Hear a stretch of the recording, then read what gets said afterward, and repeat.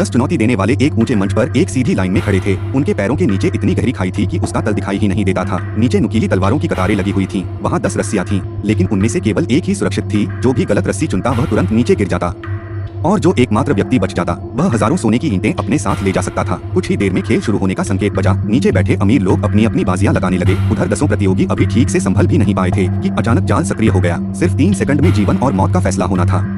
सोचने का एक पल भी नहीं दिया गया। यह नजारा देखकर अमीर घरानों के युवा रोमांच से झूम उठे। अगले ही पल नायक जैसी शख्सियत वाली सूजी मंच पर आई। उसने घोषणा की कि वह 3 गुना इनाम के लिए चुनौती स्वीकार करेगी। नियम वही थे, उसे उस एक रस्सी को पहचानना था जो नहीं टूटेगी। लेकिन कौन सी रस्सी सुरक्षित है, यह तो आयोजक कभी भी बदल सकता था। हालांकि सूजी पूरी तैयारी के साथ आई थी। उसकी प्रेमिका पहले ही सट्टेबाजों के बीच पहुंच चुकी थी और अमीर खिलाड़ियों की अंदरूनी जानकारी हासिल कर चुकी थी। योजना के मुताबिक जिस नंबर पर सबसे कम दाव लगा होगा वही असली सुरक्षित रस्सी होगी। इतना ही नहीं, उसका एक साथी कंट्रोल रूम तक भी पहुंच गया था, जो जरूरत पड़ने पर बिजली काटने के लिए तैयार था। लेकिन जैसे ही वह सही नंबर का संकेत देने वाला था, सुरक्षा गार्डों की नजर उस पर पड़ गई। दूरी ज्यादा होने के कारण सूजी केवल उसके होठों की हरकत देखकर अंदाजा लगा सकी कि वह 9 कह रहा है या 10।